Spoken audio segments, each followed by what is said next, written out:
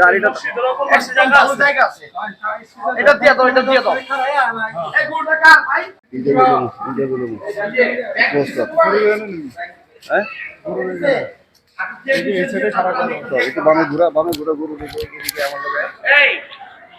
বলতাছি ভাই কই এই যে কুরবানির পশুর বর্জ্যগুলি আপনার এই ব্যাগের ভিতরে ফেলবেন, হ্যাঁ?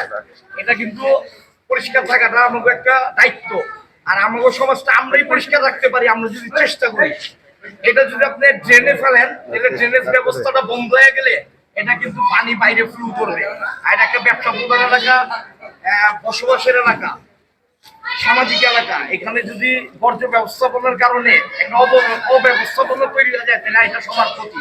ডেঙ্গুর প্রভাব বাড়তে পারে, মহামারী দেখা দিতে পারে, তাই না?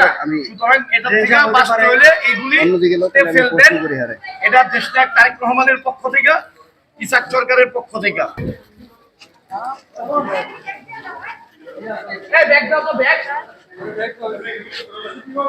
আমরা এই যে দেখেন, এই যে ময়লা, একটা ময়লার ভাগাড়ে পরিণত হয়েছে, এটা কিন্তু আমাদের সমাজের জন্য একটা দূষণের কারণ, এবং এটা কিন্তু সমাজের একটা অসৌন্দর্য।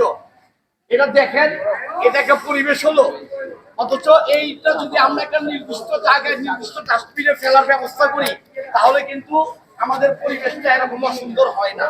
এত সুন্দর বিল্ডিং গুলি অথচ নিষ্ঠাগত নোংরা অবস্থায় আছে। আমরা চাই আপনারা সবাই আপনাদের বর্জ্যগুলো ব্যাগে ফেলবেন, আমাদের পরিচ্ছন্ন কর্মীরা এসে এগুলি সকাল সকাল ইনশাআল্লাহ নিয়ে যাবে। ব্লিচিং পাউডার কি ব্যাগ করা আছে ভাই? হ্যাঁ, এখানে প্যাকেট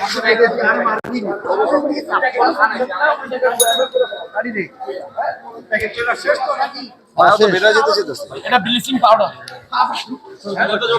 ব্লিচিং পাউডার দিছে না।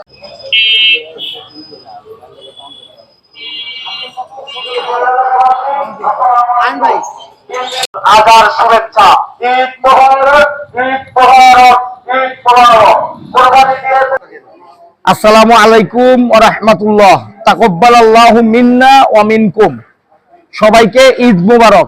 প্রিয় এলাকাবাসী, আমরা এখানে এসেছি আমাদের প্রাণপ্রিয় নেতা, দেশনায়ক, বিএনপির ভারপ্রাপ্ত চেয়ারপারসন জননেতা তারেক রহমানের নির্দেশে অত্র এলাকার কৃতি সন্তান, আপনারা যাকে দলমত নির্বিশেষে সবাই চিনেন, ইসাক সরকারের সৌজন্যে এবং আমার সৌজন্যে এখানে এসেছি। আমরা এখানে আমাদের পরিবেশটা যাতে সুন্দর থাকে এজন্য আমরা কাজ করে যাচ্ছি। আমরা চাই আগামীকাল বাংলাদেশে সবচেয়ে বড় ধর্মীয় উৎসব ঈদুল আজহা উদযাপিত হবে, এবং ঈদুল আজহার এই যে কোরবানির পশু আমরা অনেকেই কোরবানি করব, এটার বর্জ্যগুলো যাতে ড্রেনেজ ব্যবস্থাটাকে ধ্বংস করে না দেয়। কারণ আমরা পুরাতন ঢাকা অত্যন্ত ঘনবসতি এলাকা, আমাদের ড্রেনেজ ব্যবস্থাটা কিন্তু অপ্রতুল। এটা যদি আপনার ধ্বংস হয়ে যায়, তাহলে এটার পানিগুলো বাইরে ফ্লো করলে আমাদের চলাফেরায়, স্কুল কলেজে যাওয়া আসায়, আমাদের ব্যবসা বাণিজ্য সবকিছু কিন্তু বন্ধ হওয়ার হুমকির মুখে আছে। সুতরাং আমাদের ড্রেনেজ ব্যবস্থাগুলোকে আমাদেরই পরিচ্ছন্ন রাখতে হবে। সেই লক্ষ্যে আপনাদেরকে আমরা প্রতি গরু প্রতি একটা করে ব্যাগ এবং ব্লিচিং পাউডার আমরা দিয়ে যাচ্ছি। আপনারা এগুলোতে আপনাদের গরুর পশুর কোরবানির বর্জ্যগুলো এটাতে সংরক্ষণ করবেন। ইনশাল্লাহ আগামীকাল, এখন যেরকম আসছি, আগামীকালও কুরবানির পরপর আমাদের পরিচ্ছন্ন কর্মীরা, আমাদের সাথী ভাইরা, দলীয় ভাইরা, ছাত্রদল, যুবদল, স্বেচ্ছাসেবক দল, শ্রমিক দল, কৃষক দল, তাঁতি দল, সমস্ত নেতা কর্মীরা এখানে থাকবেন। তারাই আমরা এগুলো নিয়ে যাব, এবং এই পরিবেশ যাতে দূষিত না হয় আপনারা আমাদেরকে সবাই সহযোগিতা করবেন। আপনাদের সকলের সহযোগিতা কামনা করি।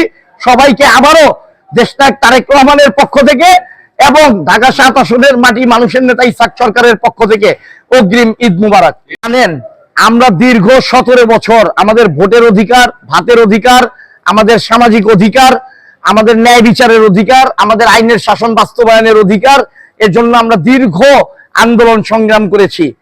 আপনারা সবাই অবগত আছেন, আপনাদের এই এলাকারই কৃতি সন্তান ইসাক সরকার, যার নামে সারা বাংলাদেশে তৎকালীন ফ্যাসিস্ট সরকার, যার বিরুদ্ধে আমরা একটা দীর্ঘ আন্দোলন সংগ্রাম করেছি, 365টি মামলা দায়ের করেছিল।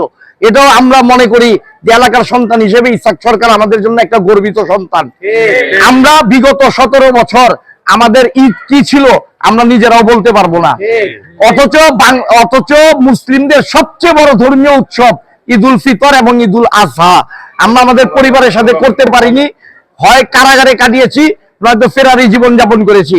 তো যাক, 5ই আগস্টের পর ছাত্র জনতার একটা সম্মিলিত প্রচেষ্টায় ফ্যাসিস্ট সরকার পতনের পর আলহামদুলিল্লাহ আমরা ঈদ উল ফিতর এবং ঈদ উল আজহা খুব ভালোভাবে উদযাপন করছি। আমরা চাই আগামী ঈদ উল আজহা, আগামীকাল ঈদ উল আজহা যে উদযাপিত হবে, এটাও যেন আমাদের সবার মাঝে একটা আনন্দ বার্তা বয়ে নিয়ে আসে। আমরা দলমত নির্বিশেষে এখানে মিলেমিশে সবাই একাকার হয়ে আগামীর বাংলাদেশ গড়তে চাই দেশনায়ক তারেক রহমানের নেতৃত্বে।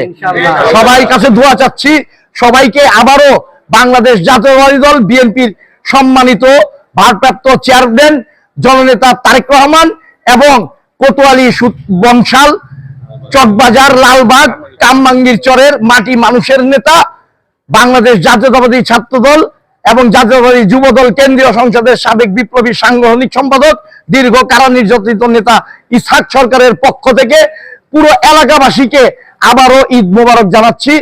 আল্লাহ সুবহানাহু ওয়া তাআলা যেন আমাদের এই ঈদকে সকলের মাঝে সমানভাবে বন্টন করে দেন।